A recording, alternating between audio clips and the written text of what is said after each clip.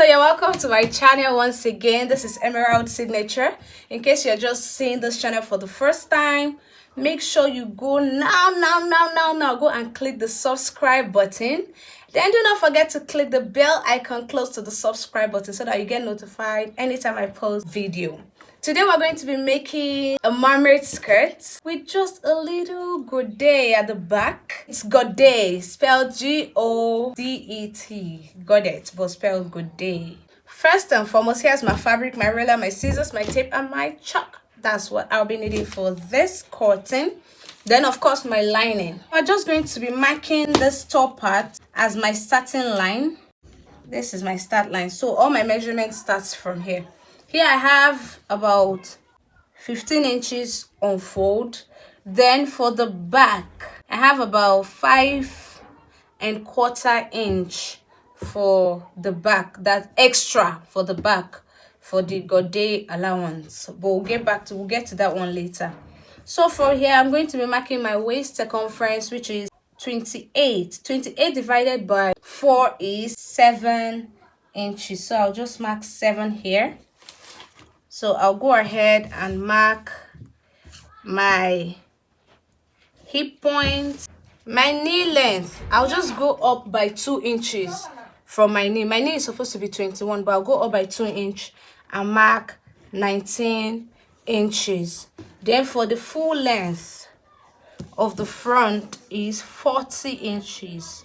So I'll just be adding 1 inch for folding allowance, 41. I'll go ahead and rule my lines.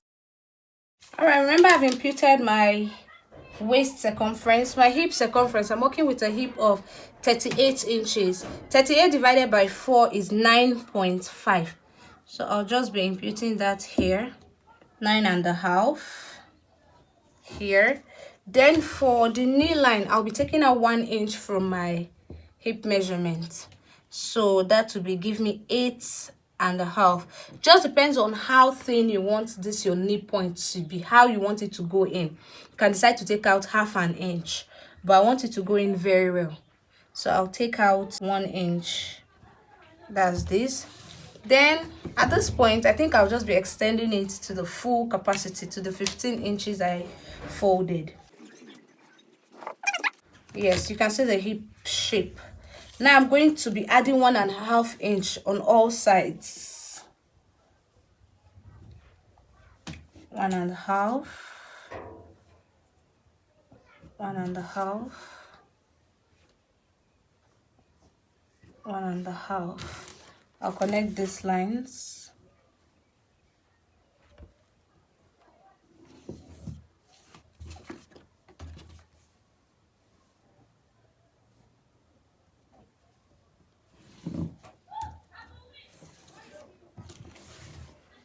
Then I'll just go ahead and extend this line. You can use a longer ruler.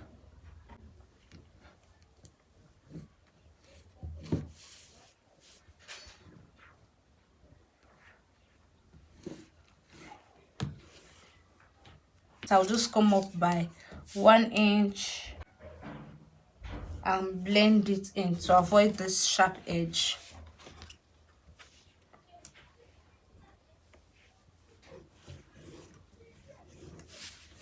Then for this part,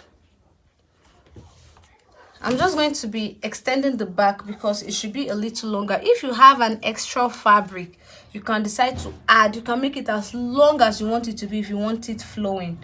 But this is the length of my fabric, so I'll just be using this. I'll be going to the full length of this. That's what I'll be connecting all the way to this hip point. The knee point. So this part, I'm just going to be putting my 1½ inch for zipper allowance. 1½ 1½ 1½ This is for the zipper allowance.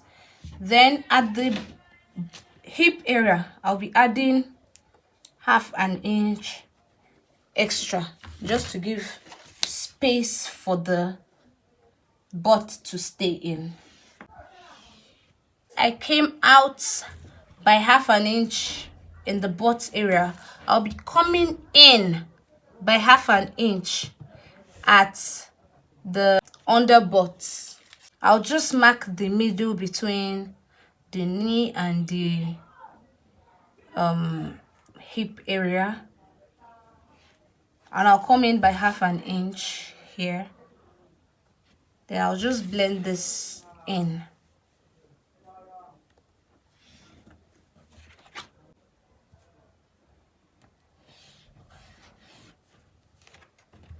All right, so from this point, I'll just, since I have very little fabric to work with, I'll just be working that out whichever way it goes. Okay, let me cut out the front panel and work with the back. I'll just cut out the sides, cut out the front at this bottom area, and curve the back. Let me cut out the front.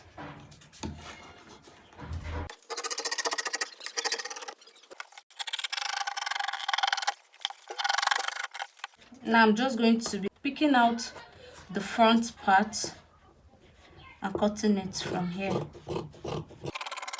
All right, so I have my front piece ready. Then for the back piece, this is the point where the mid back got to, so I'll just be connecting to the bottom part.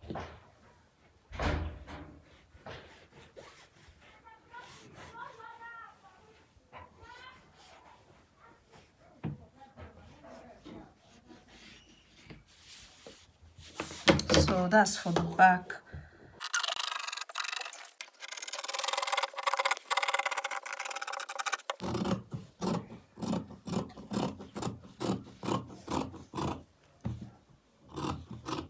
All right, so here our skirts is ready. Here's the back part, the two back parts. This is where the zipper is going to sit, and this is the front part of the skirt. So I'll just go ahead, cut my lining piece for this fabric, and that's all about cutting a mermaid skirt. It just depends on the amount of fabric you have to work with. If you have more fabric, you can make this more elaborate, okay? And depends on the occasion you're using it for. So I'm going to be using my lining pieces. Yes, I cut my lining halfway. It's short because I don't want it to go down. Yes, so I'll just be stitching the both side and returning it. This is the right side of the fabric. I'm stitching the lining to the right side of the fabric. Then I'll turn it over after stitching it. I'll be doing the same to the back part of the skirt pieces too. The lining is also halfway. I'll just stitch it on the right side on both sides. Then I'll turn it over. I'll do that and show you now. So I've gone ahead to stitch the lining on both sides. This is the right side with the lining. So I'll just be turning it over to the other side. Just like so. Just turn it. If you want your lining to be longer, that's not a problem. You can do that. But this is how I want my lining to be. So I'll just turn this over and iron the edges, iron the sides out. I'll do that for the other pieces too. This is one of the back piece. I'll do it to the other back piece and the front piece. Then I'll go ahead, iron the back pieces, then join the back piece together. That upper part is a zip allowance. I'll be joining my zipper there. I'd match it up with my front piece after I've ironed it out. Match it up and sew the sides all the way down. And then I'll fold it down. This part, I'm just leaving out the zipper allowance because this is a dress. I'll have to add the upper part before fixing the zip. Yeah, but I've gone ahead to stitch it down. Then I'll be adding the front piece to it, matching it up right side to right side. Then I'll just stitch it all the way down and fold the hem. If you are yet to subscribe to my channel, please go and click on the subscribe button. Hit the notification bell close to the subscribe button so that you get notified each time I post a new video. If you have gotten value from this video, please give me a thumbs up and leave a comment for me in the comment section down below. I told you it was a dress before, and this is what it looked like when I was done. I'll see you in my next tutorial. Bye.